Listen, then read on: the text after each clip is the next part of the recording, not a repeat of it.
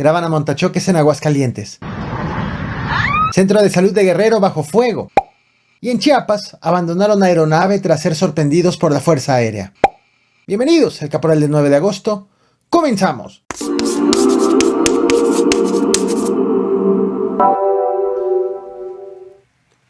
Lo que verás a continuación ocurrió en Aguascalientes. De hecho, ya estás viendo las imágenes. Sobre la carretera 45 en la salida de la Ciudad de México, los conductores de un bochito se le cerraron a un conductor para provocar un choque.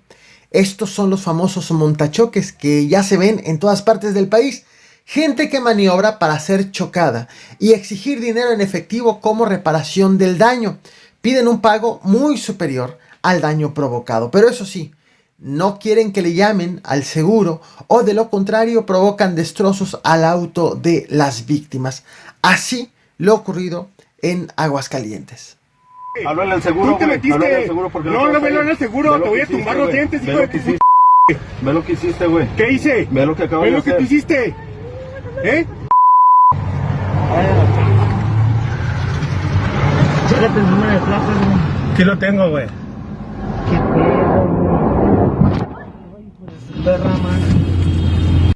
El pasado 29 de julio fue nombrado el nuevo secretario de Seguridad Pública de Culiacán, Sinaloa, el mayor de la Policía Militar Pedro César Rojas Ibarra. Ese mismo día llegaron al municipio 224 elementos del Ejército, así como 63 elementos de la Guardia Nacional. El objetivo, inhibir los homicidios en el estado, dado que hay un repunte. Una semana después, este sábado 6 de agosto, fue designado Juan Miguel Silva como subdirector de la Policía Municipal de Culiacán.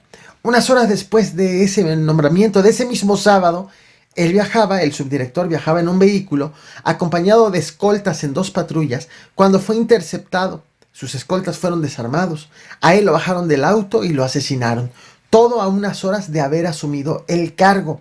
Y tras el reciente anuncio de operativos los fines de semana en bares, restaurantes y antros. Tras el crimen, elementos de la Guardia Nacional y de la Policía Municipal hicieron un operativo y encontraron las armas que les habían quitado a los escoltas, aunque sin pistas de los agresores. Esto fue lo que dijo al día siguiente, el domingo 7 de agosto, su jefe, el secretario de Seguridad Pública de Culiacán, el mayor de la Policía Militar, Pedro César Rojas.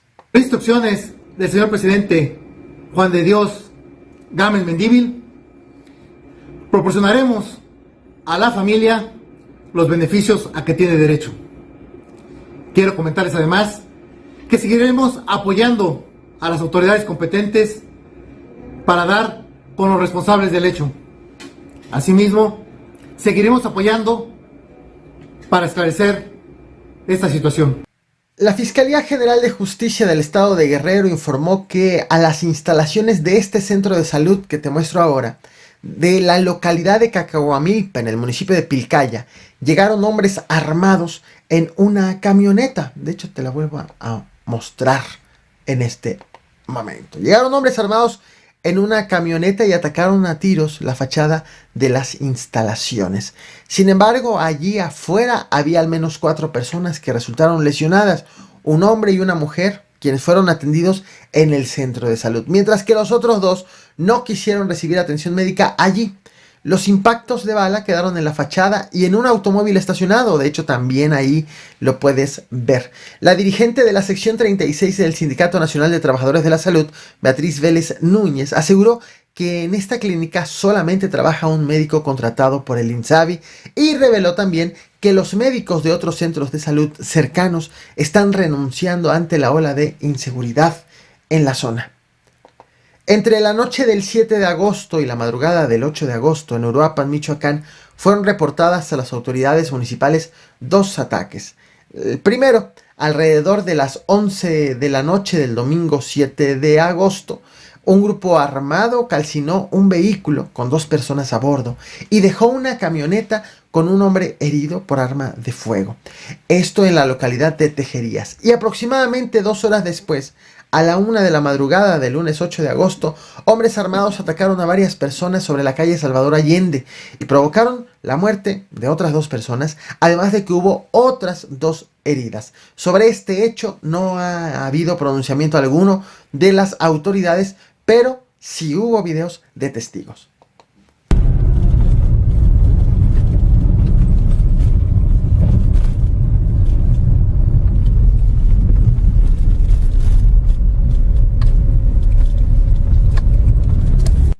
Te recuerdo que han regresado los podcasts, han regresado las transmisiones por la plataforma Morada todos los días, de lunes a viernes a las 8 de la noche. Estamos revisando, analizando los temas con mayor profundidad. Son transmisiones en vivo de aproximadamente 30 minutos y la invitación es que te sumes a estas redes sociales. Encuentras los podcasts, por ejemplo, están en todas las plataformas de audio. Las ligas de mis redes sociales las encuentras en la descripción de todas mis transmisiones en vivo. Llegamos al tema principal. El Sistema Integral de Vigilancia Aérea de la Secretaría de la Defensa Nacional detectó el pasado viernes 5 de agosto, sobrevolando en Chiapas, una aeronave que entró al país de manera ilícita, sin permisos, procedente de Sudamérica.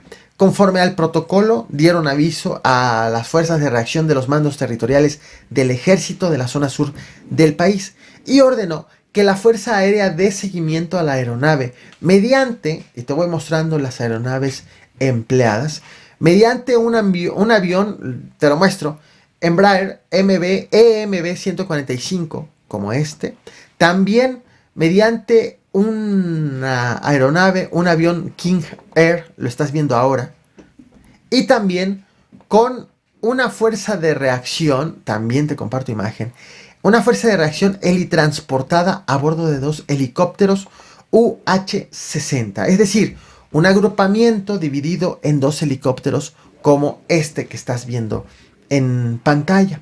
La fuerza de reacción logró establecer contacto visual con la aeronave. Se percataron que aterrizó a 32 kilómetros al sureste de Mapastepec, Chiapas.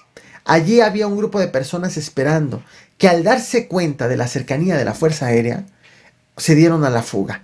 Abandonaron tanto el lugar, tanto las personas que esperaban la aeronave, como las personas que iban en esa aeronave, se dieron a la fuga. Dejaron la aeronave con la carga presuntamente ilícita.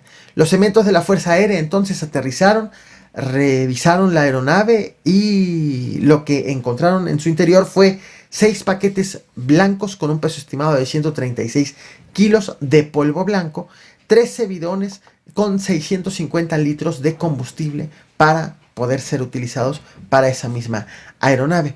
Por estos hechos, la Secretaría de la Defensa Nacional hizo pública esta fotografía que te muestro ahora, sin rastros de personas que lo tripulaban ni esperaban, así como del grupo delictivo del cual se trata.